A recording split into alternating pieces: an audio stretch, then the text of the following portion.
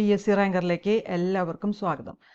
അങ്ങനെ 10th level preliminary എക്സാമിനേഷൻ്റെ last ഇതായിട്ടുള്ള പോസ്റ്റിലേക്ക്, അതായത് laboratory assistant higher secondary education department, അത് വയനാട് ജില്ലയുടെ എലിജിബിലിറ്റി ലിസ്റ്റ് ഇപ്പോൾ PSC പബ്ലിഷ് ചെയ്തിട്ടുണ്ട്.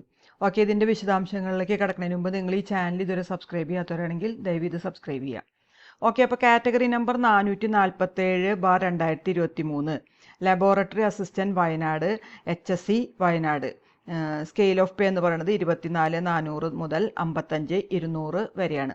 അപ്പോൾ ഈ എലിജിബിലിറ്റി ലിസ്റ്റ് എന്ന് പറയുന്നത് പ്രൊവിഷണലായിട്ട് എലിജിബിളായിട്ട്, അതായത് മെയിൻ എക്സാമിനേഷൻ എഴുതാൻ വേണ്ടിയിട്ട് എലിജിബിളായിട്ടുള്ള കാൻഡിഡേറ്റ്സിൻ്റെ എലിജിബിലിറ്റി ലിസ്റ്റാണ് PSC ഇപ്പോൾ പബ്ലിഷ് ചെയ്തിരിക്കുന്നത്. അത് വയനാട് ജില്ലയുടെ.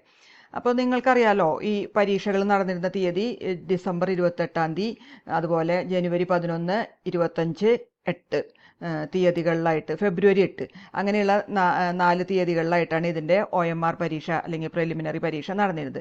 അപ്പോൾ അതിൻ്റെ അടിസ്ഥാനത്തിലാണ് ഈ എലിജിബിലിറ്റി ലിസ്റ്റ് തയ്യാറാക്കിയിട്ടുള്ളത്. അപ്പോൾ ഈ രജിസ്റ്റർ നമ്പേഴ്സ് നിങ്ങൾക്ക് PSCയുടെ വെബ്സൈറ്റിൽ ഇതിൻ്റെ എലിജിബിലിറ്റി ലിസ്റ്റ് ഉണ്ട്, നിങ്ങൾ നോക്കുക, നിങ്ങളുടെ രജിസ്റ്റർ നമ്പർ ഉണ്ടോ എന്ന് ഉറപ്പുവരുത്തുക. ഈ എലിജിബിലിറ്റി ലിസ്റ്റ് എന്ന് പറയുന്നത് ന്യൂമറിക്കൽ സീക്വൻസിലാണ്, അല്ലാതെ റാങ്കിൻ്റെയോ സ്കോറിൻ്റെയോ അടിസ്ഥാനത്തിലല്ല. അപ്പോൾ ഈ ലബോറട്ടറി അസിസ്റ്റൻറ്റ് പരീക്ഷയ്ക്ക് എല്ലാ ജില്ലയിലും കൂടെ ഏകദേശം 5,13,000-ഓളം അപേക്ഷകളാണ് PSCക്ക് കിട്ടിയിരുന്നത്. അപ്പോൾ ആ ഓരോ ജില്ലകളിലേക്കുള്ള ഇതിൽ ആദ്യത്തെ വയനാട് ജില്ലയാണ് ഇപ്പോൾ പ്രസിദ്ധീകരിച്ചിരിക്കുന്നത്. ഇപ്പോൾ ഈ എലിജിബിലിറ്റി ലിസ്റ്റിലുള്ള ഉദ്യോഗാർത്ഥികളെല്ലാം ആ OMR പരീക്ഷയുടെ മാർക്കിൻ്റെ അടിസ്ഥാനത്തിലാണ് ഈ എലിജിബിലിറ്റി ലിസ്റ്റ് തയ്യാറാക്കിയിരിക്കുന്നത്. ഇനി അതിൽ ടോപ്പ് മാർക്ക് നേടിയിട്ടുള്ള ഉദ്യോഗാർത്ഥികളെ, ഇനി ഇതിൻ്റെ കട്ട് ഓഫ് മാർക്ക് എന്ന് പറയണത് 46.96 മാർക്കും അതിന് മുകളിലും കിട്ടിയിട്ടുള്ള പ്രിലിമിനറി OMR ടെസ്റ്റിൽ നേടിയിട്ടുള്ള ഉദ്യോഗാർത്ഥികളാണ് എലിജിബിലിറ്റി ലിസ്റ്റിൽ ഉൾക്കൊള്ളിച്ചിരിക്കുന്നത്.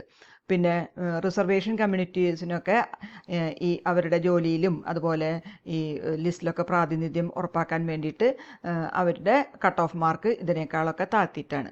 ഇനി അങ്ങനെയുള്ള അവർ ഈ non creamy layer certificate, OBC കാറ്റഗറിപ്പെട്ടവരും SC/ST കാറ്റഗറിപ്പെട്ടവർ കമ്മ്യൂണിറ്റി സർട്ടിഫിക്കറ്റും, EWSൽ പെട്ടവർ EW സർട്ടിഫിക്കറ്റൊക്കെ ആ 1 ടൈം രജിസ്ട്രേഷൻ വെരിഫിക്കേഷൻ സമയത്ത് ഹാജരാക്കണം.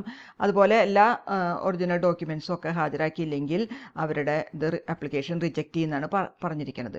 അപ്പോൾ ഈ 10th ലെവൽ പ്രിലിമിനറി പരീക്ഷയുടെ മാർക്ക് സെക്യൂർ ചെയ്തിട്ടുള്ളത് റാങ്ക് ലിസ്റ്റിൽ ഉറപ്പാക്കാനോ സ്കോറിൻ്റെ ഇതിലൊന്നല്ല എന്ന് ഇവിടെ പ്രത്യേകം പറഞ്ഞിട്ടുണ്ട്. അപ്പോൾ ഈ ഒറിജിനൽ ഡോക്യുമെൻറ്റ്സ് ഹാജരാക്കാത്ത പക്ഷം ഇവരെയൊക്കെ റിജക്റ്റ് ചെയ്യുന്നും പറഞ്ഞിട്ടുണ്ട്. പിന്നെ നിലവിലെ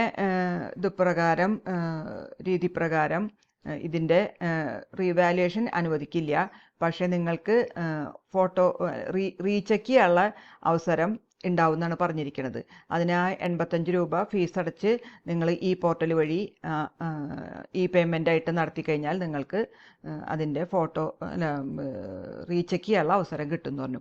അതുപോലെ ഫോട്ടോ കോപ്പി ഈ OMR ഷീറ്റിൻ്റെ പാർട്ട് A പാർട്ട് B ഒക്കെ അതും online application 1 time registration profile വഴി നിങ്ങൾ 335 രൂപ ഫീസ് അടച്ചു കഴിഞ്ഞാൽ അത് നിങ്ങൾക്ക് ഈ പേയ്മെൻ്റായിട്ട് 15 ദിവസത്തിനുള്ളിലൊക്കെ നിങ്ങൾ അപ്ലൈ ചെയ്യണമെന്നാണ് പറഞ്ഞിരിക്കുന്നത്. അതായത് ലാസ്റ്റ് ഡേറ്റ് 12/5/2025.